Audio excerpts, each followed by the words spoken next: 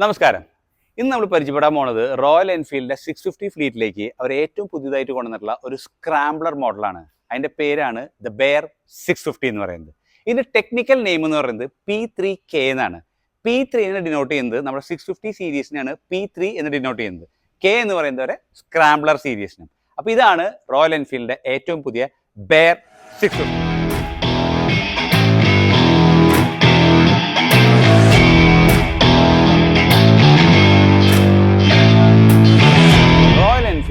ഈ പ്രസ്തുത വാഹനത്തിന് ബെയർ 650 എന്ന പേര് കൊടുത്തതിന്റെ പിന്നിൽ ഒരു ചരിത്രമുണ്ട്. 1940കളിൽ കാലിഫോർണിയയിൽ ബിഗ് ബെയർ തടാകത്തിന്റെ ദുർഘടമായ ഭൂപ്രകൃതിയിൽ നിന്ന് ഉത്ഭവിച്ച ഒരു ഐതിഹാസിക ഓഫ് റോഡ് കോമ്പറ്റീഷനാണ് ദ ബിഗ് ബെയർ റൺ എന്ന് പറയുന്നത്. ആ ബിഗ് ബെയർ റൺ കോമ്പറ്റീഷന്റെ പ്രതീകമായിട്ടാണ് അതിലെ ബെയർ എടുത്തിട്ടാണ് റോയൽ എൻഫീൽഡ് ഈ വാഹനത്തിന് ബെയർ എന്ന പേര് കൊടുത്തിട്ടുള്ളത്. അത് പറയാനുള്ള എൻ്റെ കാരണം എന്താണെന്ന് വെച്ചാൽ അത് ഭയങ്കര ഒരു അഡ്വഞ്ചറസ് ആയിട്ടുള്ള അല്ലെങ്കിൽ നൊട്ടോറിയസ് ആയിട്ടുള്ള ഒരു ട്രാക്ക് ആയിരുന്നു. ദുർഘടമായ ഭൂപ്രകൃതിയിൽ നിന്ന് ഉത്ഭവിച്ച ഐതിഹാസികമായിട്ടുള്ള ഒരു ഓഫ് റോഡ് ഇവൻ്റാന്ന് നമ്മൾ പറഞ്ഞു. അതിൻ്റെ ഫീച്ചേഴ്സ് എന്താണെന്ന് വെച്ചാൽ കുത്തനെയുള്ള പർവ്വത പാതകൾ, പാറകൾ നിറഞ്ഞ പാതകൾ, അതുപോലെ തന്നെ ബിഗ് ബെയർ തടാകത്തിന് ചുറ്റുമുണ്ടായിരുന്ന ഇട തോർന്നിട്ടുള്ള വനത്തേക്കൂടെയുള്ള ട്രാക്കുകളും കൂടി ഇതിൻ്റെ ഒരു സ്പെഷ്യാലിറ്റി ആയിരുന്നു. അപ്പോൾ ഇവിടെ ഈ ഒരു കോമ്പറ്റീഷൻ വിൻ ചെയ്യണമെന്നുണ്ടെങ്കിൽ ഓടിക്കുന്ന വ്യക്തിക്ക് നല്ല എൻഡ്യൂറൻസ് വേണം, സഹിഷ്ണുത വേണം, അതുപോലെ തന്നെ സ്കില്ല് വേണം, പിന്നെ ആ ഒരു ടോട്ടൽ ട്രാക്കിനോടുള്ള ഒരു അഡാപ്റ്റബിലിറ്റിയും കൂടി വേണം. അപ്പോൾ ആ ഓടിക്കുന്ന വ്യക്തിക്ക് മാത്രം പോരാ, ആ ഓടിക്കുന്ന ആ വാഹനത്തിനും കൂടി ഈ ഒരു അഡാപ്റ്റബിലിറ്റിയും സ്കില്ലും അതുപോലെ തന്നെ എൻഡ്യൂറൻസും വേണമായിരുന്നു. അതുകൊണ്ട് മാത്രമാണ് ഒരുപാട് അമച്വർ ആയിട്ടുള്ള റൈഡേഴ്സ് അതുപോലെ പ്രൊഫഷണൽ റൈഡേഴ്സിനും ഈ ഒരു പ്രത്യേക ഇവന്റ് ആകർഷിച്ചിരുന്നു. കാരണം വെച്ച് കഴിഞ്ഞാൽ ഇത് ഓടിച്ചെത്തിക്കുക എന്ന് പറഞ്ഞു കഴിഞ്ഞാൽ അത് നല്ലൊരു ടാസ്ക് ആയിരുന്നതുകൊണ്ട്. അപ്പോൾ 1940 തൊട്ട് 1960 വരെ കുറേ പേര് ഈ കോമ്പറ്റീഷനിലേക്ക് വരികയും ചെയ്തിരുന്നു. അപ്പോൾ 1960 US തന്നെ ഏറ്റവും റിനൗണ്ട് ആയിട്ടുള്ള ഒരു ഓഫ് റോഡ് കോമ്പറ്റീഷനായിട്ട് ദ ബിഗ് ബെയർ റൺ എന്ന് പറയുന്ന കോമ്പറ്റീഷൻ മാറുകയാണ്. ആ ഒരു ബിഗ് ബെയർ റണ്ണിൽ നിന്ന് ബെയർ എടുത്തിട്ടാണ് റോയൽ എൻഫീൽഡ് ഈ വാഹനത്തിന് ബെയർ 650 എന്ന പേര് കൊടുക്കുന്നത്. അവിടെ നിൽക്കുന്നില്ല. 1960 ഒരു 16 വയസ്സുകാരൻ വന്നിട്ട് അത്രയും കാലം അവിടെ കോമ്പറ്റ് ചെയ്തിരുന്ന എല്ലാവരുടെ ടൈമിങ്സിനും ബീറ്റ് ചെയ്തുകൊണ്ട് ഒരു പുതിയ റെക്കോർഡ് സൃഷ്ടിക്കുകയാണ്. അപ്പോൾ നിങ്ങൾ ആലോചിക്കണം, ഒരു 16 വയസ്സുള്ള ഒരു വ്യക്തിയാണ് അത് ചെയ്തത്. ഈ 16 വയസ്സുള്ള വ്യക്തി അത് ചെയ്യുന്നതിൻ്റെ ഇടയിലും ഒരു പ്രശ്നം ഉണ്ടായിരുന്നു. ഈ ഓടിക്കുന്നതിൻ്റെ ഇടയിൽ ഈ വണ്ടിക്കൊരു മെക്കാനിക്കൽ ഇഷ്യൂ വന്നിട്ടും കൂടിയാണ് ഈ വ്യക്തി ആ കോമ്പറ്റീഷൻ വിൻ ചെയ്യുന്നത്. ഈ വ്യക്തിയുടെ പേരാണ് എഡി മൾഡർ. അപ്പോൾ ഈ 16 വയസ്സുകാരൻ അന്ന് ഓടിച്ചിരുന്നത് ഒരു ബുള്ളറ്റ് 500 എന്ന് പറഞ്ഞ ഒരു വാഹനമായിരുന്നു. അപ്പോൾ ആ വാഹനത്തിൻ്റെ അഡാപ്റ്റബിലിറ്റി, എൻഡ്യൂറൻസ്, ആ വ്യക്തിയുടെ സ്കില്ല്, പിന്നെ ഈ വാഹനത്തിൻ്റെ ആ ഒരു ടോട്ടാലിറ്റി കണക്കിലെടുത്തുകൊണ്ട് റോയൽ എൻഫീൽഡും ബിഗ് ബെയർ റണ്ണും തമ്മിലുള്ള ഒരു അസോസിയേഷൻ അവിടെ സ്റ്റാർട്ട് ചെയ്യാണ്. അതും ഒരു കാരണമാണ് ഈ വാഹനത്തിന് ബെയർ 650 എന്ന പേര് ഇടാനായിട്ട്. അപ്പോൾ നിങ്ങൾ ആലോചിക്കും, ഈ 16 വയസ്സുകാരനെ റോയൽ എൻഫീൽഡ് കണ്ടില്ലല്ലോ അല്ലെങ്കിൽ ഗവനിച്ചില്ലല്ലോ എന്ന് തോന്നും. നിൽക്കട്ടെ, റോയൽ എൻഫീൽഡിന്റെ ബെയർ 650 എന്ന് പറഞ്ഞ വാഹനത്തിന്റെ ഒരു പ്രത്യേക മോഡലിന് 249 എന്ന പേര് കൊടുത്തിട്ടുണ്ട്. അതിന്റെ ബേസിക് ആയിട്ടുള്ള കാരണം എന്താണെന്ന് വെച്ചാൽ എഡി മൾഡർ അന്ന് ഉപയോഗിച്ചിരുന്ന വാഹനത്തിന്റെ നമ്പറാണ് 249.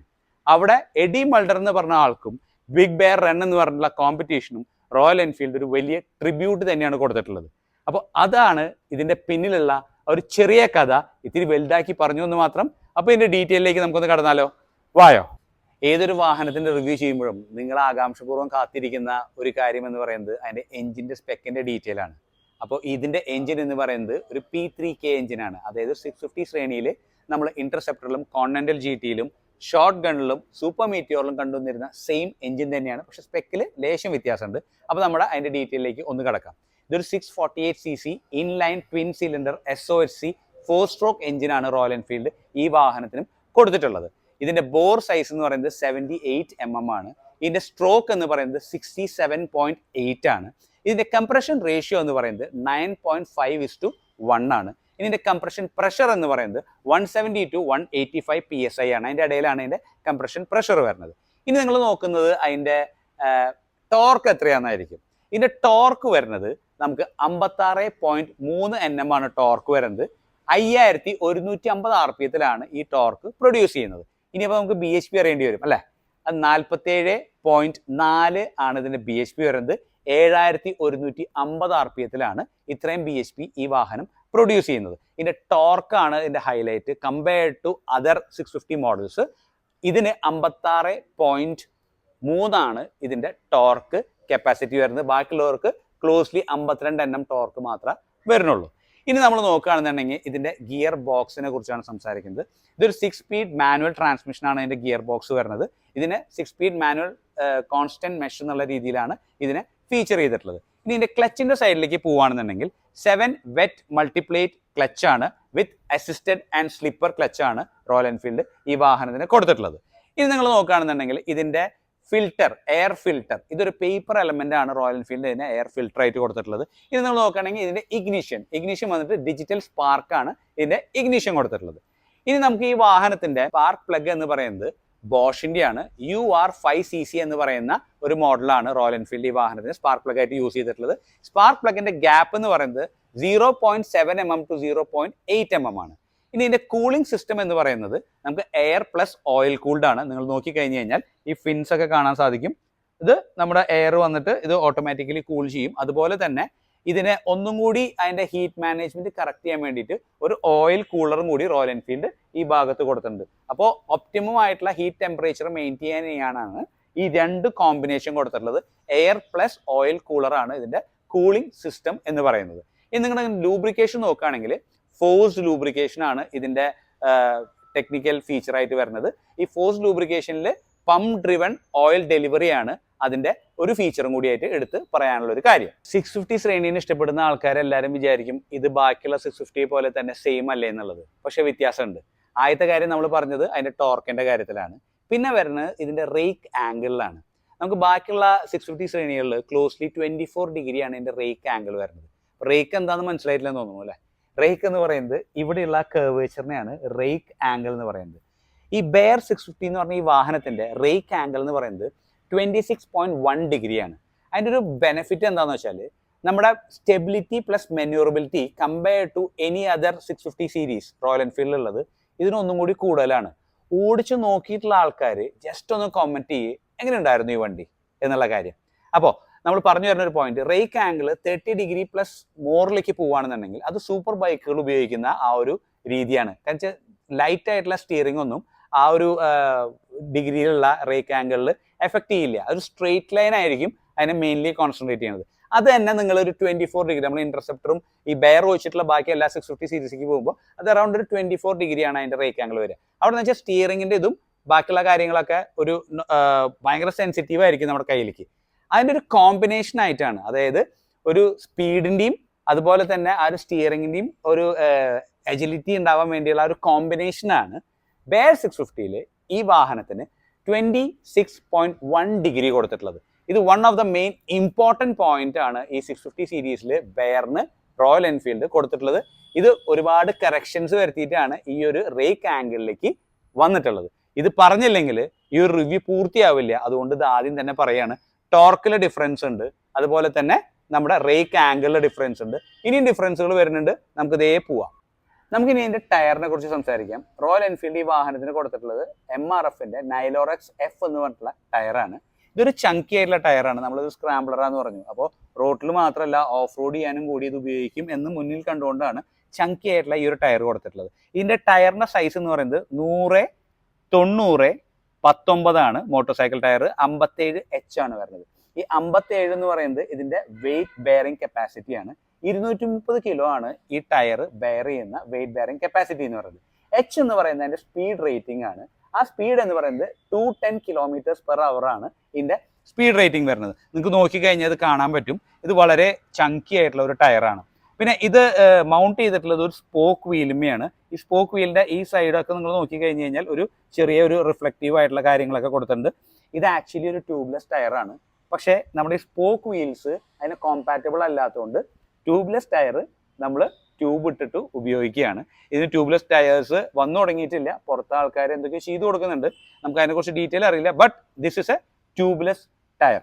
ഇതിൻ്റെ PSI കോൾഡ് പ്രഷർ PSI എന്ന് പറയുന്നത് പില്ലിയൻ ഉള്ളപ്പോഴും പില്ലിയൻ ഇല്ലാത്തപ്പോഴും 32 PSI ആണ് ഈ വാഹനത്തിന് കോൾഡ് പ്രഷർ ആയിട്ട് വെക്കേണ്ടത്. നിങ്ങൾ കാര്യം മനസ്സിലാക്കണം, നിങ്ങളെപ്പോഴും എപ്പോഴും എന്നല്ല ആഴ്ചയിൽ ഒരിക്കലെങ്കിലും ഇതിന്റെ പ്രഷർ ചെക്ക് ചെയ്യേണ്ടതാണ്.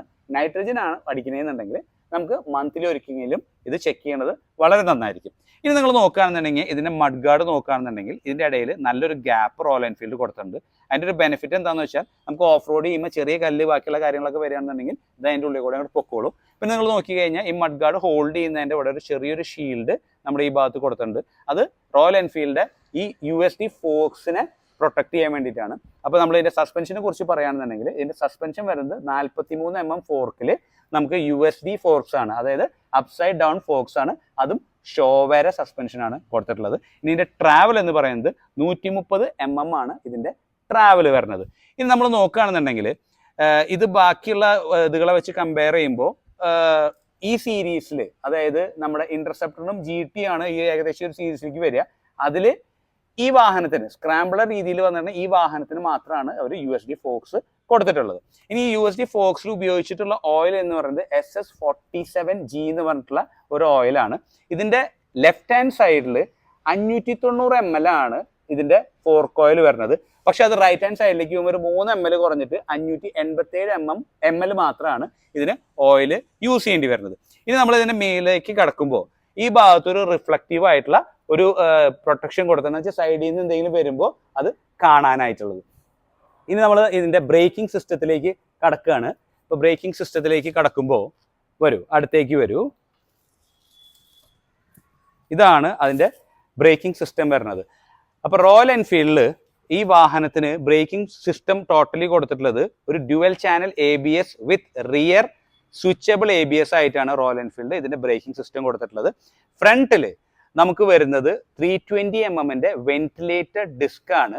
ആ വെന്റിലേറ്റഡ് ഡിസ്കിന് ഒരു ട്വിൻ പിസ്റ്റൺ കാലിപ്പർ സെറ്റപ്പ് ആണ് റോയൽ എൻഫീൽഡ് കൊടുത്തിട്ടുള്ളത്. ഈ സിസ്റ്റം വരുന്നത് ബേബ്രിയുടെ തന്നെയാണ് ഈ സിസ്റ്റം വരുന്നത്. ഇതിന്റെ ഫ്രണ്ടില് ഈ പറയുന്ന ഈ ഡിസ്കിന്റെ തിക്നെസ് എന്ന് പറയുന്നത് ക്ലോസ്ലി 5.3 mm അടുത്താണ് ഇതിന്റെ വെന്റിലേറ്റഡ് ഡിസ്കിന്റെ തിക്നെസ് വരുന്നത്. അപ്പോൾ 320 mm ഡിസ്ക് 5.3 mm അടുത്ത് ഡിസ്കിന്റെ കനം വരുന്നു. ട്വിൻ പിസ്റ്റൺ കാലിപ്പർ ആണ് റോയൽ എൻഫീൽഡ് ഇതിന്റെ സെറ്റപ്പ് ആയിട്ട് കൊടുത്തിട്ടുള്ളത്. ബെയർ 650 എന്ന ഈ പറഞ്ഞ വാഹനത്തിന് ടോട്ടൽ ഒരു LED സെറ്റപ്പ് ആണ് റോയൽ എൻഫീൽഡ് കൊടുത്തിട്ടുള്ളത്. അപ്പോൾ ആ പറഞ്ഞിരിക്കെ നമ്മുടെ ഏതൊരു വാഹനത്തിനും വളരെ ഇമ്പോർട്ടൻ്റ് ഒരു പോർഷനാണ് അതിന്റെ ഹെഡ് ലൈറ്റ് എന്ന് പറയുന്നത്. റോയൽ എൻഫീൽഡിൽ ബാക്കിയുള്ള 650 ശ്രേണികളിലും ഇപ്പോൾ വരുന്ന എല്ലാ വണ്ടികളിലും വരുന്നത് ഒരു LED സെറ്റപ്പ് ആണ്. അതുപോലെ തന്നെ ഒരു LED ഹെഡ് ലാംപ്സ് ആണ് റോയൽ എൻഫീൽഡ് ഈ വാഹനത്തിനും കൊടുത്തിട്ടുള്ളത്. ഈ വാഹനത്തിന് നമുക്ക് 3 പോർഷനായിട്ട് നമുക്ക് തിരിക്കാൻ പറ്റും. ഇതിന്റെ DRL, low beam, high beam.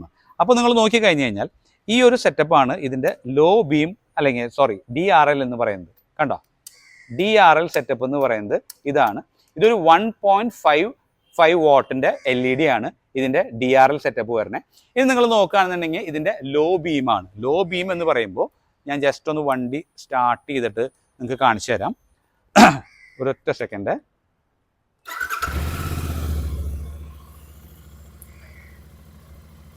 ഇതാണ് ഇതിന്റെ ലോ ബീം എന്ന് പറയുന്ന ആ ഒരു ഫീച്ചർ. ലോ ബീം വരുന്നത് നമുക്ക് 12.1 വാട്ടിന്റെ LED ആണ്. ഹൈ ബീമും ലോ ബീമും കൂടി വരുമ്പോൾ നമുക്ക് 14.2 വാട്ടാണ് വരുന്നത്. ഒന്ന് ഓഫ് ചെയ്തോട്ടെ. ഓക്കെ, അപ്പോൾ ലോ ബീം എന്ന് പറയുന്നത് 12.1 വാട്ടാണ്. Low beam plus high beam എന്ന് പറയുന്നത് 14.2 വാട്ട്സ് ആണ് വരുന്നത്. ഇനി ടോട്ടൽ ഈ ലൈറ്റുകളെല്ലാം കൂടി വരുന്ന ഒരു സെറ്റപ്പ് ആണെന്നുണ്ടെങ്കിൽ 15.7 വാട്ടാണ് ടോട്ടൽ ഈ ഹെഡ് ലാമ്പിന്റെ ആ ഒരു കോമ്പോസിഷൻ വരുന്നത്. ഇനി നമ്മൾ നോക്കുകയാണെങ്കിൽ നമ്മുടെ ഈ ഇൻഡിക്കേറ്റേഴ്സ് ആണ്. നിങ്ങൾ ഇൻഡിക്കേറ്റേഴ്സ് എവിടെയോ കണ്ടിട്ടുണ്ട് റോയൽ എൻഫീൽഡ് തന്നെ, ഇല്ലേ? കണ്ടിട്ടില്ലേ? കണ്ടിട്ടുണ്ടെങ്കിൽ ഒന്ന് കമന്റ് ചെയ്തോളൂ. ഈ ഇൻഡിക്കേറ്റേഴ്സ് നമ്മുടെ ഹിമാലയനിൽ നിന്ന് എടുത്തിട്ടുള്ള ഒരു ഷെയറിംഗ് ആണ് ഈ ഇൻഡിക്കേറ്റേഴ്സ്. ഈ ഇൻഡിക്കേറ്റേഴ്സും LED സെറ്റപ്പ് തന്നെയാണ് വരുന്നത്. 13.5 വാട്ടിൽ 3.5 വാട്ടാണ് ഇതിന്റെ LED സെറ്റപ്പ് റോയൽ എൻഫീൽഡ് കൊടുത്തിട്ടുള്ളത്. ഞാൻ ജസ്റ്റ് ഒന്ന് ഇൻഡിക്കേറ്റേഴ്സ് ഒന്ന് ഓൺ ആക്കി കാണിച്ചു തരാം. അപ്പം ഇതാണ് ഇതിന്റെ ഒരു സെറ്റപ്പ് വരുന്നത്. അപ്പോൾ ഇനി നമ്മൾ പോകാൻ പോകുന്നത് റോയൽ എൻഫീൽഡ് ഈ വാഹനത്തിൽ ഒരു ചെറിയ സാധനം അതിന്റെ ഇൻസ്ട്രുമെന്റ് ക്ലസ്റ്ററിന്റെ അടിയിൽ ഒളിപ്പിച്ച് വെച്ചിട്ടുണ്ട്. നിങ്ങൾക്ക് എല്ലാവർക്കും ആവശ്യമുള്ള ഒരു സാധനമാണ്, പക്ഷേ ഞാൻ ഒരിക്കലും അത് പ്രാക്ടിക്കലി ഉപയോഗിക്കാൻ സജസ്റ്റ് ചെയ്യില്ല വാഹനം ഓടിക്കുന്ന സമയത്ത്. വേറൊന്നുമല്ല, അതിൻ്റെ ചാർജിങ് സെറ്റപ്പാണ്. അതിൻ്റെ ചാർജിങ് സെറ്റപ്പ് റോയൽ എൻഫീൽഡ് കൊണ്ടുവന്ന് വെച്ചിട്ടുള്ളത് ഇതിൻ്റെ അടിയിലാണ്. നോക്കി കഴിഞ്ഞ് കഴിഞ്ഞാൽ ഇതിൻ്റെ ഉള്ളിലായിട്ടാണ് ഇതിൻ്റെ ചാർജിങ് സെറ്റപ്പ് റോയൽ എൻഫീൽഡ് വെച്ചിട്ടുള്ളത്. ഇതൊരു Type 2C പോർട്ടാണ്. Type C പോർട്ടാണ് വരുന്നത്. ഇതിൽ വരുന്ന ഒരു പവർ ഔട്ട്പുട്ട് എന്ന് പറയുന്നത് 5 വാട്ടിൽ 2 ആംസ് ആണ് ഇതിൻ്റെ പവർ ഔട്ട്പുട്ട് വരുന്നത്. എപ്പോഴും ശ്രദ്ധിക്കുക, നിങ്ങളുടെ വിലപിടിപ്പുള്ള ഫോൺ ആണെന്നുണ്ടെങ്കിൽ ഒരു കാരണവശാലും നല്ല ബംപി ആയിട്ടുള്ള റോഡ്സിൽ ഇതൊരു ഫോൺ ഹോൾഡർ വെച്ചിട്ട് ഇത് ചാർജ് ചെയ്യാൻ നോക്കരുത്. ക്യാമറയ്ക്ക് കംപ്ലൈൻറ്റ് വരുന്നതായിട്ടുള്ള ഇൻഫർമേഷൻ കിട്ടിയിട്ടുള്ളതുകൊണ്ടാണ് ഞാൻ ഈ ഒരു പോയിന്റ് പറയുന്നത്. അപ്പോൾ ഇതാണ് ഇതിൻ്റെ ചാർജിങ് പോർട്ട് എന്ന് പറയുന്നത്. ഇനി നിങ്ങൾ നോക്കിക്കഴിഞ്ഞ് കഴിഞ്ഞാൽ നമ്മുടെ ഇൻസ്ട്രുമെൻറ്റ് ക്ലസ്റ്ററിലേക്കാണ് വരുന്നത്. അപ്പോൾ ജസ്റ്റ് ക്യാമറ ഈ ഒരു സൈഡിലേക്ക് കൊണ്ടുവരികയാണെന്നുണ്ടെങ്കിൽ ഇതാണ് നമ്മുടെ ഇൻസ്ട്രുമെൻറ്റ് ക്ലസ്റ്റർ എന്ന് പറയുന്നത്. ഇതും നിങ്ങൾ കണ്ടിട്ടുണ്ട്. ഇതും നമ്മൾ ഹിമാലയനിൽ നിന്ന് ഷെയർ ചെയ്തിട്ടുള്ള ഒരു പെർട്ടിക്കുലർ മോഡലാണ്. അതിന് ഈ ഒരു ക്രോം ട്രിം ഉണ്ടായിരിക്കില്ല എന്ന് മാത്രമേ ഉള്ളൂ. അപ്പോൾ ഇതാണ് നമ്മുടെ ഇൻസ്ട്രുമെൻറ്റ് ക്ലസ്റ്റർ വരുന്നത്. ഇതൊരു 4 ഇഞ്ച് TFT ഡിസ്പ്ലേ ആണ് റോയൽ എൻഫീൽഡ് ഈ വാഹനത്തിന് കൊടുത്തിട്ടുള്ളത്. ഈ TFT എന്ന് പറയുന്നത് എൻ്റെ ഫുൾ ഫോം നിങ്ങൾക്ക് അറിയോ എന്ന് എനിക്കറിയില്ല. TFTയുടെ ഫുൾ ഫോം എന്ന് പറയുന്നത് തിൻ ഫിലിം ട്രാൻസിസ്റ്റർ എന്നാണ്. അപ്പോൾ ഇതിനും റോയൽ എൻഫീൽഡ് കൊടുത്തിട്ടുള്ള ഒരു 4 inch thin film transistor TFT display ആണ്. ഇതിലുള്ള ഫീച്ചേഴ്സ് എന്തൊക്കെയാണെന്ന് വെച്ചാൽ നമുക്കൊരു ഫുൾ മാപ്പ് നാവിഗേഷൻ വരുന്നുണ്ട്, ട്രിപ്പർ നാവിഗേഷൻ വരുന്നുണ്ട്, മീഡിയ കൺട്രോൾസ് വരുന്നുണ്ട്. പിന്നെ ഒരുപാട് ഫീച്ചേഴ്സ് ഇതിൽ നമുക്ക് കൺട്രോൾ ചെയ്യാനുള്ള ഒരു ഓപ്ഷനും കൂടി റോയൽ എൻഫീൽഡ് കൊടുത്തിട്ടുണ്ട്. പിന്നെ ഈ പറഞ്ഞ പോലെ TFT ഡിസ്പ്ലേ ആയതുകൊണ്ട് തന്നെ നമുക്ക് വിസിബിലിറ്റി നല്ല കൂടുതലാണ്. പിന്നെ അത് എർഗണോമിക്കലി ആണ് അതൊന്ന് അറേഞ്ച് ചെയ്തിട്ടുള്ളത്. കാരണം വെച്ച് കഴിഞ്ഞാൽ ബാക്കിയുള്ള വണ്ടികൾ വെച്ച് നോക്കുമ്പോൾ ഒരു സൈഡിലേക്ക് പതുക്കെ ഒന്ന് നീക്കിയിട്ടാണ് റോയൽ എൻഫീൽഡ് ഈ വാഹനത്തിൻ്റെ ക്ലസ്റ്റർ കൊണ്ടുവന്ന് വെച്ചിട്ടുള്ളത്. നിങ്ങൾക്ക് അത് നോക്കിക്കഴിഞ്ഞ് കഴിഞ്ഞാൽ ലെഫ്റ്റിലേക്ക് കുറച്ച് നീക്കിയിട്ടാണ് വെച്ചിട്ടുള്ളത്. ഇതുപോലെ നമ്മുടെ സ്ക്രാംബ്ലർ വണ്ടികളിൽ വന്നിട്ടുള്ളത് ഒന്ന് സ്ക്രാമ്പിലാണ്, ഒന്ന് നീക്കിയിട്ടാണ് വെച്ചിട്ടുണ്ടാവുക. പിന്നെ ഇതിൻ്റെ കീ ഇടുന്ന പൊസിഷനും ബാക്കിയുള്ള 650കളെ അപേക്ഷിച്ച് നോക്കുമ്പോൾ ഒരു സൈഡിലേക്ക് നീക്കിയാണ് വെച്ചിട്ടുള്ളത്. പിന്നെ നിങ്ങൾക്ക് കാണാവുന്നതാണ് ഷോവേരെ ഡീറ്റെയിലുകളും ഇവിടെ കൊടുത്തിട്ടുണ്ട്. ഇനി ബാക്കിയുള്ള വണ്ടികളെ വെച്ച് കമ്പയർ ചെയ്യുമ്പോൾ ഇതിൻ്റെ ഹാൻഡിലിനൊരു പ്രത്യേകത ഉണ്ടെന്ന് തന്നെ എടുത്ത് പറയണം. ഒന്നും കൂടി വൈഡർ ആയിട്ടുള്ള ഹാൻഡിലാണ് റോയൽ എൻഫീൽഡ് ഈ വാഹനത്തിന് കൊടുത്തിട്ടുള്ളത്.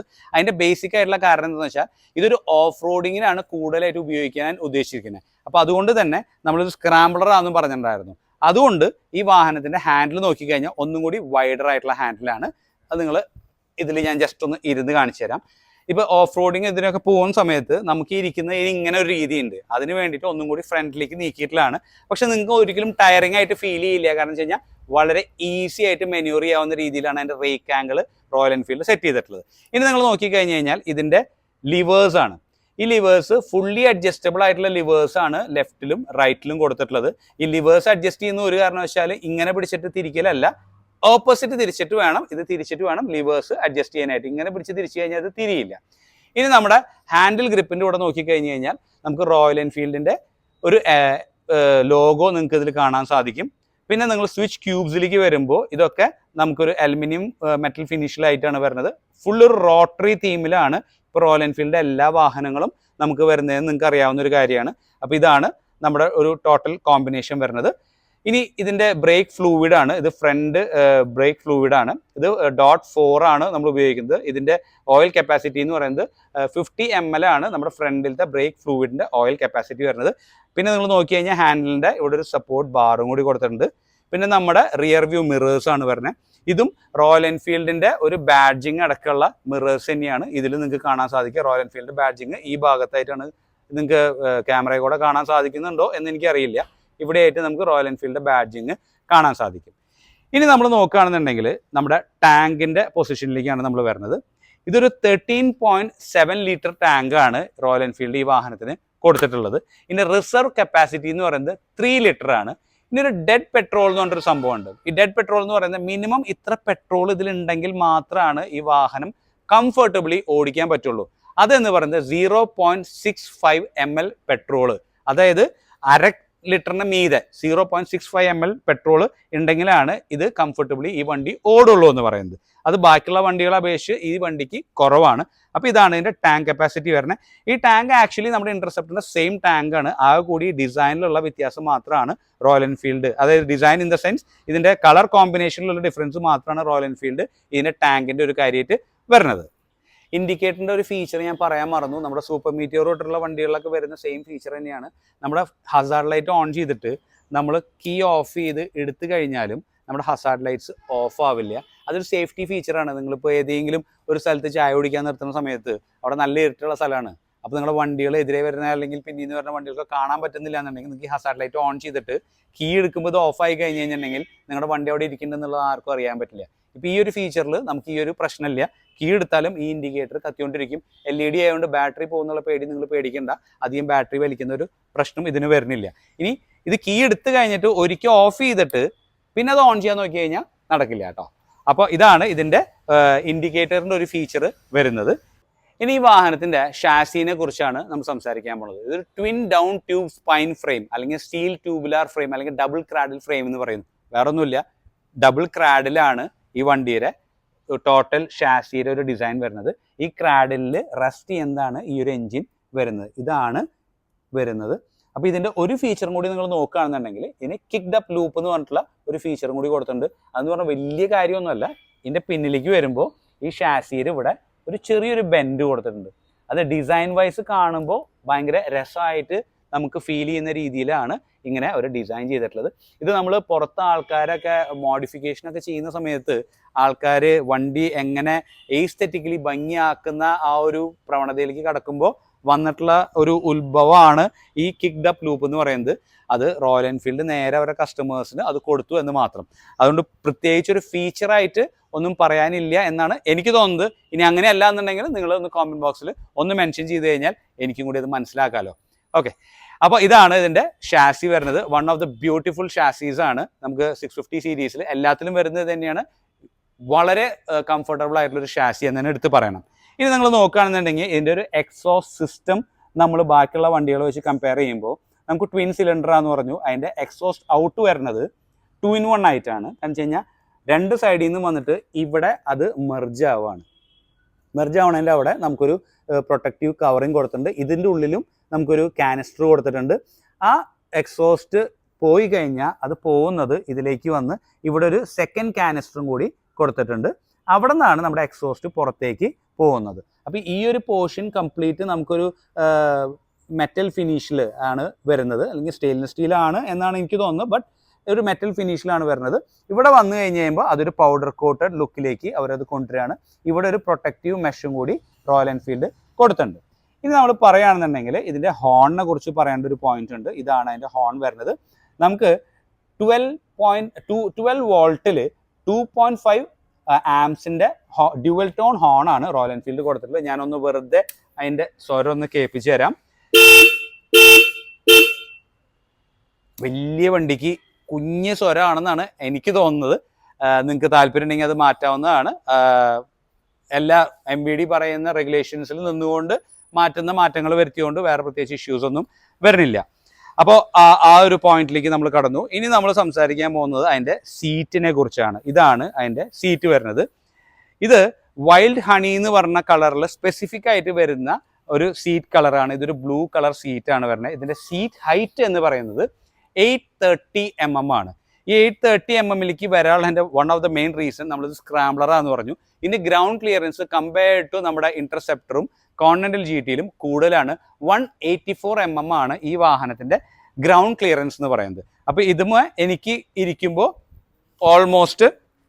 ഓൾമോസ്റ്റ് ലൈക്ക് ഫ്ലാറ്റ് ഫുട്ട് ചെയ്യാവുന്ന രീതിയിലാണ് ഈ വാഹനത്തിൻ്റെ ഒരു സീറ്റിംഗ് എന്നെ സംബന്ധിച്ചിടത്തോളം വരുന്നത്. ഞാൻ ക്ലോസ്ലി 5'9" ആണ് എൻ്റെ ഹൈറ്റ് വരുന്നത്. അപ്പോൾ ഇതാണ് അതിൻ്റെ പൊസിഷനിങ് എന്ന് എടുത്ത് പറയേണ്ടത്. അപ്പോൾ നിങ്ങൾക്ക് നോക്കിക്കഴിഞ്ഞ് കഴിഞ്ഞാൽ നിങ്ങൾക്കത് മനസ്സിലാക്കാവുന്നതാണ്. It's very comfortable. അത് ഓടിച്ച് കുറേ പേര് വണ്ടി ഓടിക്കാതെ അഭിപ്രായം പറയാറുണ്ട്. ഈ ടെസ്റ്റ് ഡ്രൈവ് വണ്ടികളിലൊക്കെ ഡീലർഷിപ്പുകളിൽ വെച്ചിട്ടുള്ളത് ഓടിക്കാൻ വേണ്ടിയിട്ടാണ്, നിങ്ങൾക്ക് ഇഷ്ടപ്രകാരം ഓടിക്കാൻ വേണ്ടിയിട്ടാണ്. ഓടിച്ചു നോക്കിയിട്ട് അഭിപ്രായം പറഞ്ഞു കഴിഞ്ഞാൽ അത് വളരെ രസകരമായിട്ടുള്ള അഭിപ്രായങ്ങളായിരിക്കും. ഓടിക്കാതെ അസംഷനിൽ കുറേ പേര് പറയാറുണ്ട്. അതിൽ വലിയ കഥയില്ല എന്നാണ് ഞാൻ പറയുള്ളൂ. അതിനൊന്നും ഉത്തരം തരാനും നമ്മൾ ആരും നിൽക്കുന്നില്ല. ജെനുവിൻ ആയിട്ടുള്ള കാര്യങ്ങൾ പറഞ്ഞു, അതിനുള്ള ഉത്തരങ്ങൾ നമ്മൾ എന്തായാലും തന്നിരിക്കും. അപ്പോൾ ഇതാണ് അതിൻ്റെ സീറ്റ് ഹൈറ്റ് വരുന്നത്. 830 ആണ് അതിൻ്റെ സീറ്റ് ഹൈറ്റ്. ഗ്രൗണ്ട് ക്ലിയറൻസ് എന്ന് പറയുന്നത് നമുക്ക് 184 mm ആണ്. ഈ ടോട്ടൽ വണ്ടിയുടെ വെയിറ്റ് എന്ന് പറയുന്നത് 216 kgs ആണ്. ഇതിൻ്റെ ഗ്രോസ് വെയിറ്റ് എന്ന് പറയുന്നത് 400 kilos ആണ്. ഞാൻ പറഞ്ഞ ക്രബ് വെയിറ്റ് ആണ് 216 എന്ന് പറയുന്നത്. അത് 90% ഓഫ് ഓയിൽ ആൻഡ് ഫ്യൂവൽ കൂടിയിട്ടുള്ള ആ ഒരു വെയിറ്റ് ആണ് 216 എന്ന് പറയുന്നത്. ഈ വാഹനത്തിന് ഇലക്ട്രിക്കൽ സ്റ്റാർട്ട് ഉള്ളൂ എന്നുള്ള കാര്യം നിങ്ങൾക്ക് എല്ലാവർക്കും അറിയാം. നമ്മുടെ ഒരു വണ്ടിക്കും ഇപ്പോൾ കിക്കർ വരുന്നില്ല, അതുപോലെ തന്നെ ഈ വാഹനത്തിന് കിക്കർ ഇല്ല. ഇത് ഇലക്ട്രിക് സ്റ്റാർട്ട് മാത്രമേ വരുന്നുള്ളൂ. ഇനി നമ്മുടെ ഇതിൻ്റെ ഇലക്ട്രിക്കൽ സിസ്റ്റത്തിലേക്ക് കടക്കുകയാണെന്നുണ്ടെങ്കിൽ ഇതൊരു 12 വോൾട്ട് DC ആണ് ഇതിൻ്റെ ഇലക്ട്രിക്കൽ സിസ്റ്റം വരുന്നത്. ഇനി ഇതിൻ്റെ സ്റ്റാർട്ടർ മോട്ടർ എന്ന് പറയുന്നത് 12 വോൾട്ടിൽ 0.8 കിലോ വാട്ട് ആണ് ഇതിൻ്റെ സ്റ്റാർട്ടർ മോട്ടർ വരുന്നത്. ഇനി ഓൾട്ടർനേറ്റർ ഔട്ട്പുട്ട് നോക്കുകയാണെന്നുണ്ടെങ്കിൽ 1100 RPM 56 വാട്ടാണ് ഇതിൻ്റെ ഓൾട്ടർനേറ്റർ ഔട്ട്പുട്ട് എന്ന് പറയുന്നത്. ഇനി നമ്മൾ നോക്കാൻ പോകുന്നത് ഇതിൻ്റെ ECUവിനെ കുറിച്ചാണ്. ഈ വാഹനത്തിന് വരുന്ന ECU എന്ന് പറയുന്നത് വെറ്റിസ്കോന്റെ ECU ആണ്. അതുപോലെ തന്നെ വയറിംഗ് ഹാർനസ് എന്ന് പറയുന്നതും വെറ്റിസ്കോന്റെ തന്നെയാണ്. മുമ്പ് ഇത് ബോഷിന്റെ വന്നിരുന്നു, കോണ്ടിനെന്റലിന്റെ വന്നിരുന്നു. പക്ഷേ ബെയർ 650 എന്ന് പറഞ്ഞ ഈ പ്രസ്തുത വാഹനത്തിൽ നമുക്ക് വരുന്നത് വെറ്റിസ്കോന്റെ ECUയും വയറിംഗ് ഹാർനസുമാണ്. നമ്മൾ ഇനി സംസാരിക്കാൻ പോകുന്ന ഈ വാഹനത്തിന്റെ ബാറ്ററി കപ്പാസിറ്റിനെ കുറിച്ചിട്ടാണ്. ഇതിനൊരു VRLA valve regulated lead acid ബാറ്ററിയാണ് വരുന്നത്. അത് 12 വോൾട്ടിൽ 12 AHന്റെ ബാറ്ററിയാണ് റോയൽ എൻഫീൽഡ് വാഹനത്തിന് കൊടുത്തിട്ടുള്ളത്. നമ്മുടെ ഷാസിനെ കുറിച്ച് പറഞ്ഞപ്പോൾ ഹിക്ഡ് അപ്പ് ലൂപ്പിനെ കുറിച്ച് പറഞ്ഞു. അപ്പോൾ അതിന്റെ തൊട്ടടുത്തായിട്ട് നമുക്ക് ഇതിന്റെ ഷോക്ക് വരുന്നുണ്ട്. ഇതിന്റെ ട്വിൻ ഷോക്കാണ് വരുന്നത്. ഇതും ഷോ വരെ തന്നെ ഷോക്കാണ് വരുന്നത്. നമ്മുടെ ഈ ഒരു 650 ശ്രേണിയിൽ തന്നെ ഇത്രയും ട്രാവൽ ഉള്ള ഒരു ഷോക്ക് വേറെ ഇല്ല. ഇതിന്റെ ഷോക്കിന്റെ ട്രാവൽ പറയുന്നത് 115 mm ആണ് ഇതിന്റെ ട്രാവലിന്റെ ഷോക്ക് വരുന്നത്. ഇത് അഡ്ജസ്റ്റബിൾ ആയിട്ടുള്ള ഷോക്കും കൂടിയാണ് റോയൽ എൻഫീൽഡ് കൊടുത്തിട്ടുള്ളത്. അത് അഡ്ജസ്റ്റ് ചെയ്യണമെന്നുണ്ടെങ്കിൽ നിങ്ങളുടെ കംഫർട്ടിനനുസരിച്ച് നിങ്ങൾക്ക് ഡീലർഷിപ്പുകളിൽ വന്ന് സർവീസ് സെന്ററിൽ പോയി കഴിഞ്ഞ് കഴിഞ്ഞാൽ നിങ്ങൾക്ക് അത് അഡ്ജസ്റ്റ് ചെയ്യാവുന്ന ഒരു ഫീച്ചറും കൂടിയാണ്. ഇനി നമ്മൾ സംസാരിക്കാൻ പോകുന്നത് റിയർ ടയറിനെ കുറിച്ചാണ്. റിയറിലും റോയൽ എൻഫീൽഡ് കൊടുത്തിട്ടുള്ളത് MRFന്റെ നൈലോറെക്സ് X എന്ന് പറഞ്ഞിട്ടുള്ള ഒരു ടയറാണ്. അതും ചങ്കി ആയിട്ടുള്ള ഓഫ് റോഡ് കേപ്പബിലിറ്റീസ് ഉള്ള ടയറാണ്. ട്യൂബ്ലെസ് ടയറാണ്. പക്ഷേ ട്യൂബ് വെച്ചിട്ട് ഉപയോഗിക്കാൻ പറ്റില്ല എന്ന് വെച്ചാൽ സ്പോക്ക് വീൽസിൽ ട്യൂബ്ലെസ് എന്നുള്ള ഒരു ഫീച്ചർ ഇല്ലാത്തതുകൊണ്ട് തന്നെ. അപ്പോൾ ഇതാണ് ആ ടയർ വരുന്നത്. ഇതിന്റെ സൈസ് വരുന്നത് 140/80 R17 ആണ്. നമ്മുടെ ഫ്രണ്ടിൽ റേഡിയൽ ടയർ അല്ല, പക്ഷെ പിന്നിൽ നമുക്ക് വരുന്നത് റേഡിയൽ ടയറാണ്.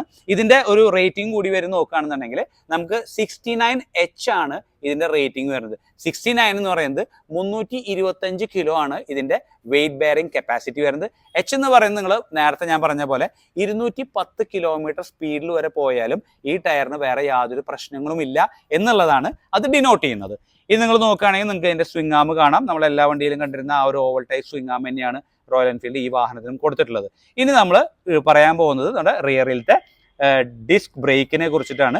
ഇതൊരു ഹൈഡ്രോളിക് ഡിസ്ക് ബ്രേക്ക് ആണ്. ഇതിന്റെ സൈസ് വരുന്നത് 270 mm ventilated disc brakes with single piston caliper ആണ്. ഫ്രണ്ടിൽ നമുക്ക് ഡബിൾ പിസ്റ്റൺ വന്നിരുന്നു. കാരണം വെച്ച് കഴിഞ്ഞാൽ നമ്മൾ എപ്പോൾ ബ്രേക്ക് ചെയ്യുമ്പോഴും ഫ്രണ്ടിൽ 60%, ബാക്കിൽ റിയറിൽ നമ്മൾ 40% ആണ് അപ്ലൈ ചെയ്യുക. അതുകൊണ്ടാണ് നമ്മൾ ഫ്രണ്ടിൽ ട്വിൻ പിസ്റ്റൺ കാലിപ്പർ കൊടുത്തിട്ടുള്ളത്. റിയറിലേക്ക് വന്നപ്പോൾ നമ്മളത് സിംഗിൾ പിസ്റ്റൺ കാലിപ്പർ ആയിട്ട്. ഇനി ഈ വെന്റിലേറ്റഡ് ഡിസ്കിന്റെ കനം എന്ന് പറയുന്നത് ക്ലോസ്ലി 4.5 mm ആണ് ഈ വെന്റിലേറ്റഡ് ഡിസ്കിന്റെ കനം എന്ന് പറയുന്നത്.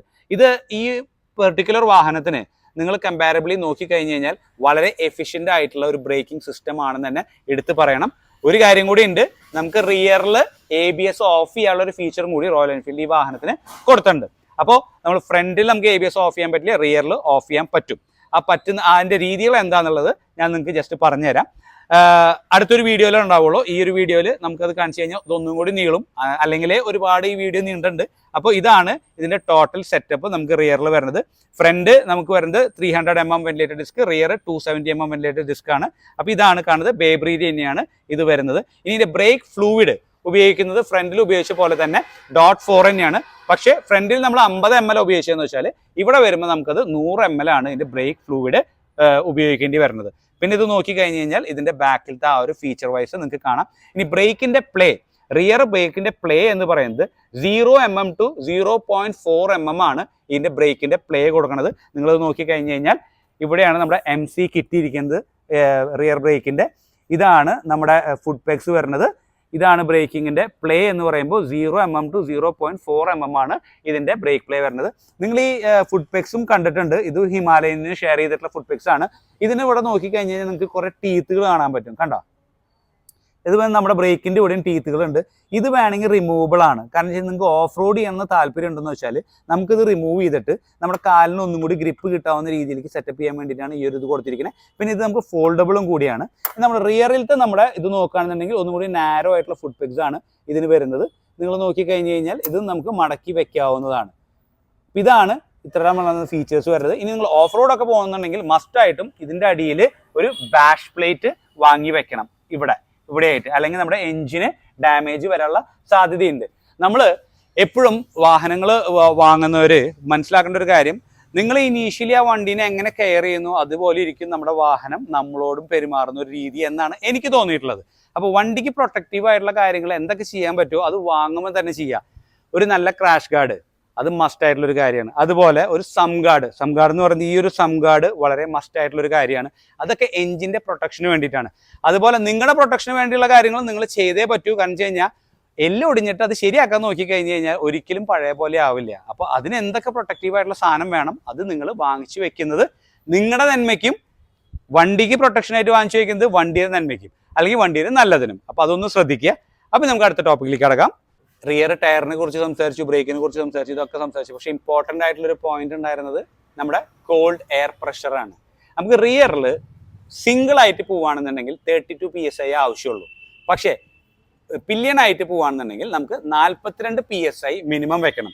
അപ്പോൾ നമ്മൾ നേരത്തെ പറഞ്ഞ പോലെ തന്നെ ടയർ പ്രഷർ നിങ്ങൾ സാധാരണ എയർ അടിക്കണമെന്ന് വെച്ചാൽ വീക്ക്ലി വൺസും, നൈട്രജൻ ആണെന്ന് വെച്ചാൽ മന്ത്ലി വൺസും ചെക്ക് ചെയ്യുന്നത് വളരെ നന്നായിരിക്കും. ടയർ പ്രഷർ കറക്റ്റ് അല്ലാന്നുണ്ടെങ്കിൽ റൈഡിൻ്റെ ക്വാളിറ്റി കുറയും, വണ്ടിയുടെ മൈലേജ് കുറയും, എഞ്ചിന് ലോഡ് കൂടും. അപ്പോൾ ഇത് മസ്റ്റായിട്ട് ചെക്ക് ചെയ്യേണ്ടത് അത്യന്താപേക്ഷിതമായിട്ടുള്ളൊരു കാര്യമാണ്. ചെക്ക് ചെയ്യില്ലേ?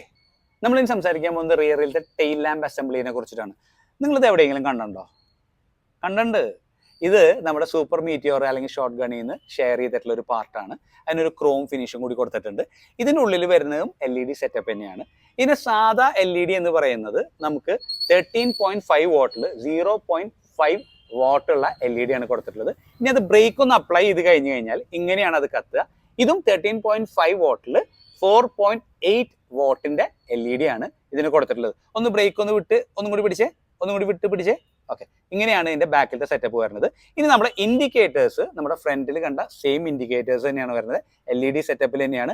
പക്ഷേ ഇത് ഹിമാലയനിൽ നിന്ന് ഷെയർ ചെയ്താണെങ്കിൽ കൂടി ഹിമാലയനിൽ നമുക്ക് ബ്രേക്ക് ലാംപ്സ് ഇതിൽ ഇന്റഗ്രേറ്റ് ചെയ്തിട്ടുണ്ടായിരുന്നു. പക്ഷേ ഇത് ബ്രേക്ക് ലാംപ്സ് ഇന്റഗ്രേറ്റ് ചെയ്തിട്ടുള്ള ടൈപ്പ് അല്ല. ഹിമാലയന്റെ ഫ്രണ്ടിലത്തെ ഇൻഡിക്കേറ്റേഴ്സ് തന്നെയാണ് നമുക്ക് റിയറിൽ കൊടുത്തിട്ടുള്ളത്. ഇനി നിങ്ങൾ നോക്കുകയാണെന്നുണ്ടെങ്കിൽ നമ്മുടെ നമ്പർ പ്ലേറ്റിന് അടിയിൽ വരുന്ന LED ലൈറ്റുകളാണ്. ഇത് 12 വോൾട്ടിൽ 2.5 വാട്ടിന്റെ 2 LED ആണ് ഇതിന്റെ ഉള്ളിൽ കൊടുത്തിട്ടുള്ളത്. ജസ്റ്റ് ഒന്ന് കൊണ്ടുവന്ന് കാണിച്ചു കഴിഞ്ഞാൽ നിങ്ങൾക്കത് കാണാം.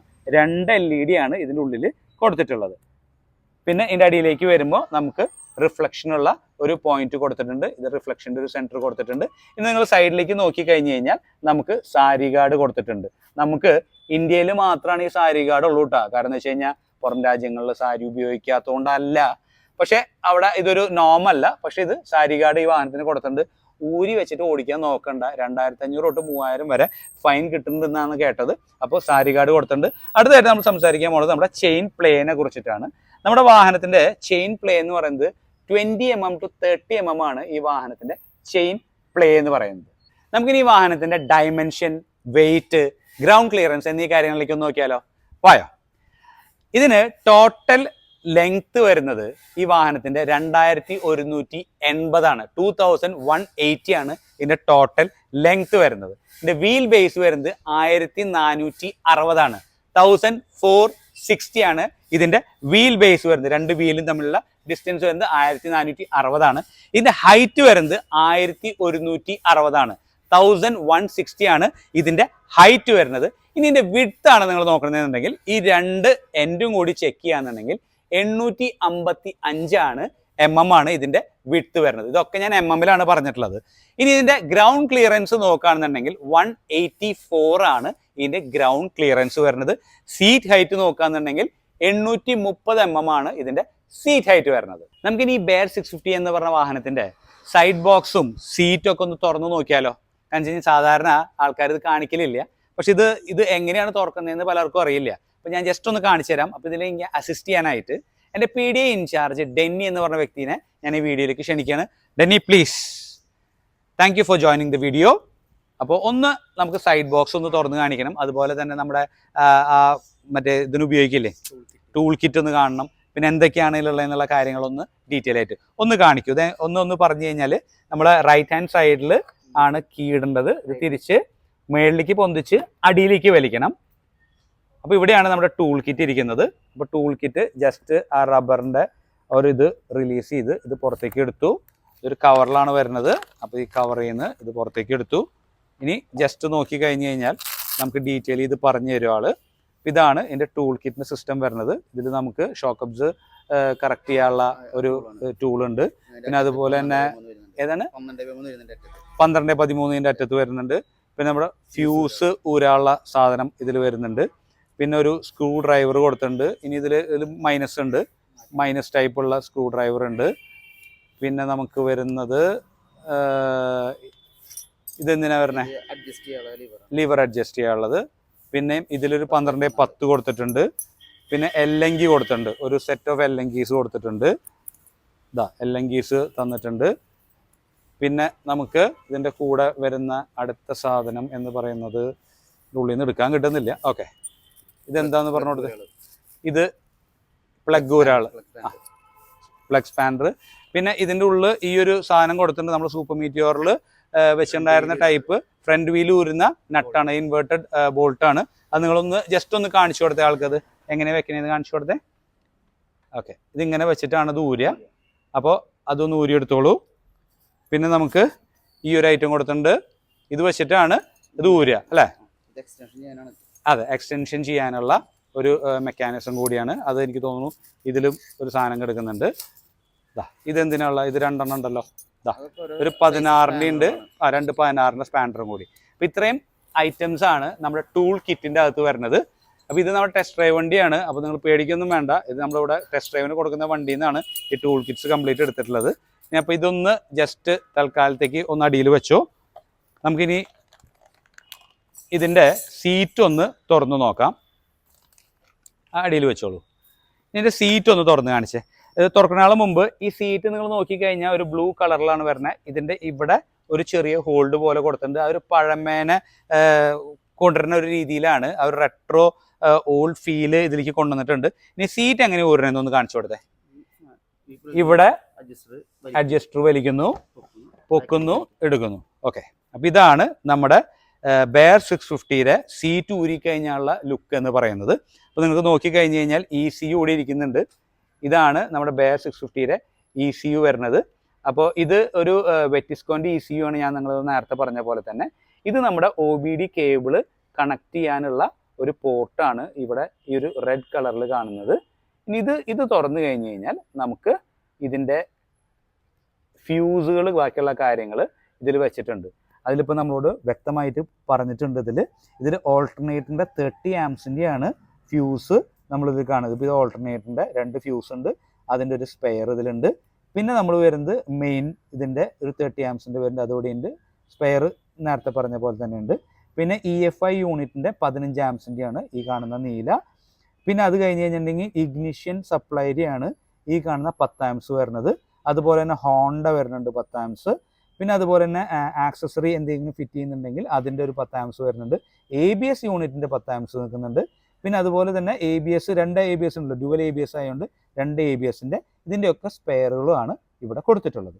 അപ്പോൾ ഇതാണ് നമ്മുടെ ഫ്യൂസ് യൂണിറ്റ് വരുന്നത്. ഇത് ഞാൻ നേരത്തെ പറഞ്ഞ പോലെ ഇതിൻ്റെ OBD കേബിൾ കണക്ട് ചെയ്യുന്ന ഒരു പോർട്ടാണ്. ഇതാണ് ഇതിൻ്റെ ബേസ്, ഷാസിയുടെ ബേസ് വരുന്നത്. ഇതിൻ്റെ അകത്തും നിങ്ങൾക്ക് ഡീറ്റെയിലുകൾ കൊടുത്തിട്ടുണ്ടാവും, REന്ന് എഴുതിയിട്ടുള്ളതും ബാക്കിയുള്ള ഡീറ്റെയിൽസും ഇവിടെ കൊടുത്തിട്ടുള്ളത്. ഇതാണ് നമ്മുടെ ടാങ്കിലേക്ക് കണക്ട് ചെയ്യുന്ന 2 നട്ടുകൾ വരുന്നത്. അപ്പോൾ ഇതാണ്, ഇങ്ങനെയാണ് ഇതിൻ്റെ പൊസിഷനിങ് വരുന്നത്. ഇത് റിയറിലത്തെ മഡ് ഗാർഡാണ് വരുന്നത്. നമ്മൾ ഈ പറയുമ്പോൾ ഈ റിയറിലത്തെ മഡ് ഗാർഡിനെ കുറിച്ച് ഡീറ്റെയിൽ പറയുമ്പോൾ നമ്മുടെ 115 mm ആണ് ട്രാവൽ എന്ന് പറഞ്ഞിട്ടുണ്ടായിരുന്നു.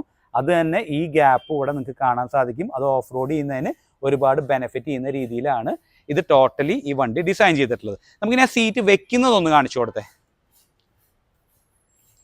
ഇതിങ്ങനെ വെച്ചിട്ട് ഉള്ളിലേക്ക് ജസ്റ്റ് തള്ളി ഒന്ന് അമർത്തി കൊടുത്തു കഴിഞ്ഞ് കഴിഞ്ഞാൽ ഈ സീറ്റിംഗ് ആയി.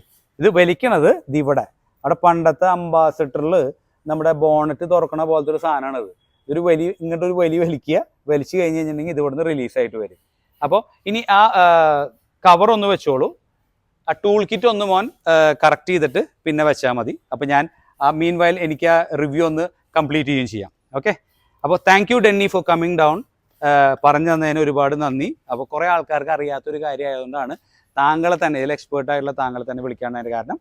Thanks a lot. ഓക്കെ, അപ്പോൾ ഇതാണ് ഡെന്നി. Thank you. അപ്പോൾ ചെന്നോളൂ. അപ്പോൾ ഇതാണ് ബെയർ 650 എന്ന് പറഞ്ഞ വാഹനത്തിൻ്റെ ഒരു റിവ്യൂ എന്ന് പറയുന്നത്. അപ്പോൾ ഈ വാഹനങ്ങൾ കേരളം എന്നല്ല ഇന്ത്യയിലെമ്പാടുമുള്ള എല്ലാ ഡീലർഷിപ്പുകളിലും ഈ വാഹനത്തിൻ്റെ ടെസ്റ്റ് ഡ്രൈവ്സ് അവൈലബിൾ ആണ്. നിങ്ങളെല്ലാവരും പോയാൽ കാണാൻ പോകുന്നത് ഈ ഒരു പെർട്ടിക്കുലർ കളറാണ്. വൈൽഡ് ഹണി എന്നാണ് ഈ കളറിൻ്റെ പേര്. അതിൻ്റെ കോമ്പിനേഷൻ നിങ്ങൾ കണ്ടിട്ടുണ്ടായിരിക്കും. അതായത് ഒരു വൈറ്റ് കളർ ഉണ്ടായിരിക്കും, ഒരു മെറ്റാലിക് ബ്ലൂ ഉണ്ടായിരിക്കും, പിന്നെ ഒരു യെല്ലോ കളർ ഉണ്ടായിരിക്കും, പിന്നെ റോയൽ എൻഫീൽഡിൻ്റെ ഒരു ബാഡ്ജിങ് ഈ ഒരു പെർട്ടിക്കുലർ കളറിന്. നിങ്ങൾ ശ്രദ്ധിച്ചോ, ഇവിടെ ഒരു ഹാഫ് എന്ന് എഴുതിയിട്ടുണ്ട്, കണ്ട. അപ്പോൾ ഇവിടെ ഒരു 6 എന്ന് എഴുതിയിട്ട് ഇതിൻ്റെ ഹാഫ് 6.5 എന്ന് പറയുമ്പോൾ 650 cc ഒരു രീതിയിൽ ഡിനോട്ട് ചെയ്തിരിക്കുകയാണ്, ഒരു രസമുള്ള രീതിയിൽ. അപ്പോൾ 650 സീരീസിൽ ബെയർ 650 വന്നിരിക്കുന്ന ഒരു ഇതാണ്.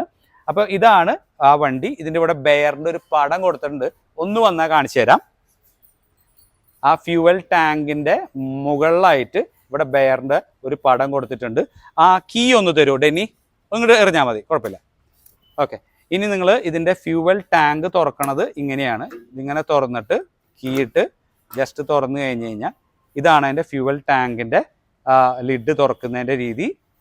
പിന്നെ ഇതിൻ്റെ കൂടെ നിങ്ങൾ E20 എന്ന് കാണും, അതായത് എത്തനോൾ അപ് ടു 20% വരെ മിക്സ് ചെയ്തിട്ടുള്ള പെട്രോൾ ആണെങ്കിലും ഈ വാഹനത്തിന് യാതൊരു പ്രശ്നവുമില്ല എന്ന് ഡിനോട്ട് ചെയ്യുന്നതിനാണ് petrol up to E20, ethanol up to E20 എന്ന് ഡിനോട്ട് ചെയ്യുന്നത്.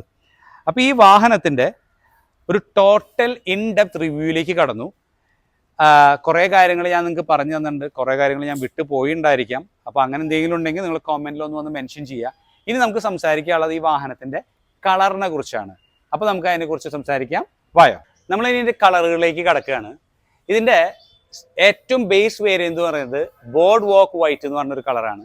അത് കഴിഞ്ഞാൽ നമുക്ക് പെട്രോൾ ഗ്രീൻ എന്ന് പറഞ്ഞിട്ടൊരു കളറുണ്ട്. അതിൻ്റെ മീതെ വരുന്നതാണ് നമ്മുടെ ഈ വൈൽഡ് ഹണി എന്ന് പറഞ്ഞ ഈ പെർട്ടിക്കുലർ കളറ്. പിന്നെ അതിൻ്റെ മീതയ്ക്ക് വരുമ്പോൾ നമുക്ക് ഗോൾഡൻ ഷാഡോ, അത് ഈ കളറാണ്.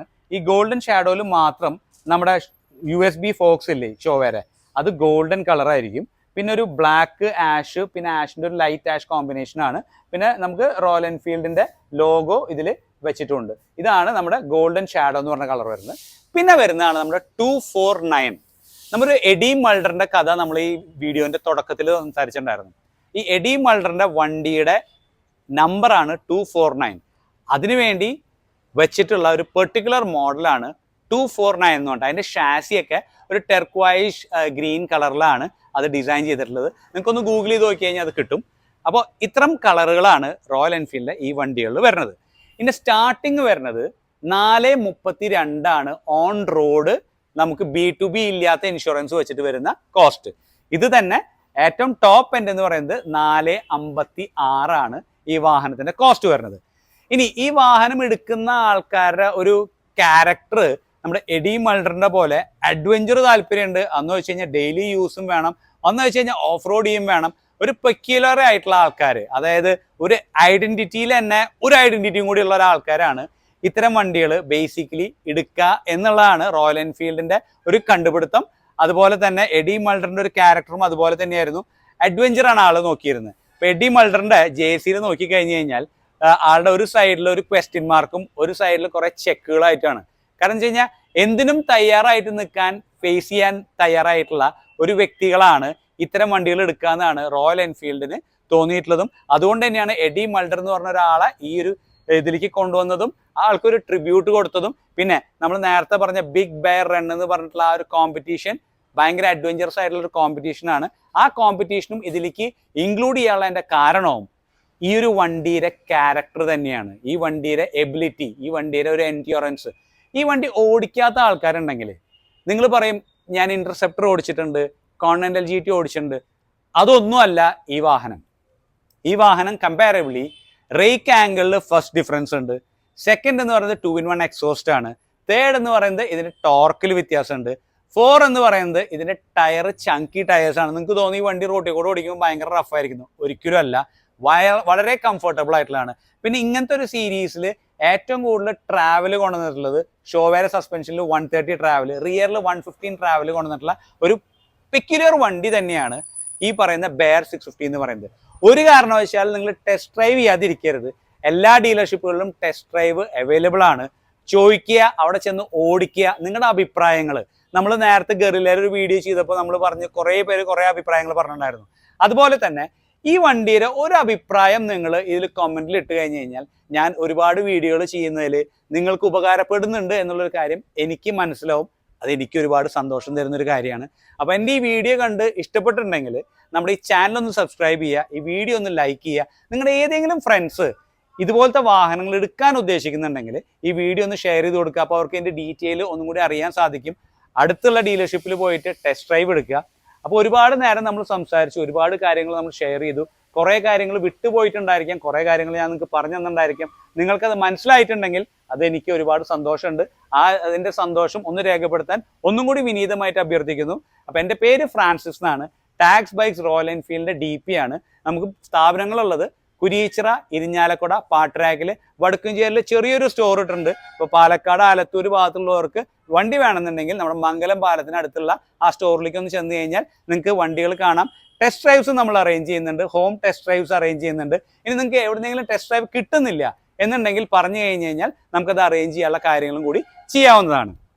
അപ്പോൾ ഇത്ര നേരം ഈ വീഡിയോ കണ്ടതിനും എൻ്റെ കൂടെ ഇത്ര നേരം ഈ ഒരു ജേണിയിൽ പങ്കാളികളായതിനും ഒരുപാട് നന്ദി ഞാൻ ഒരിക്കലും കൂടി പറയാണ്. അപ്പോൾ ഞാൻ ഒന്നും കൂടി എടുത്ത് പറയുന്നു, നമ്മുടെ ചാനലൊന്ന് സബ്സ്ക്രൈബ് ചെയ്യുക, നമ്മുടെ വീഡിയോ ഒന്ന് ഷെയർ ചെയ്യുക. പിന്നെ നമ്മുടെ മുകളിൽ കാണാൻ നോട്ടിഫിക്കേഷൻ ബട്ടണില്ലേ, അത് പതുക്കെ ഒന്ന് അമർത്തി കഴിഞ്ഞ് കഴിഞ്ഞാൽ നമ്മൾ ചെയ്യുന്ന വീഡിയോകൾ പെട്ടെന്ന് നിങ്ങൾക്ക് കാണാൻ സാധിക്കും. അപ്പോൾ ഒരുപാട് നന്ദി വീണ്ടും പറഞ്ഞുകൊണ്ട് എല്ലാവരും അടുത്തൊരു വീഡിയോ കാണുന്നവരെ stay tuned, ride safe, be in love and take care.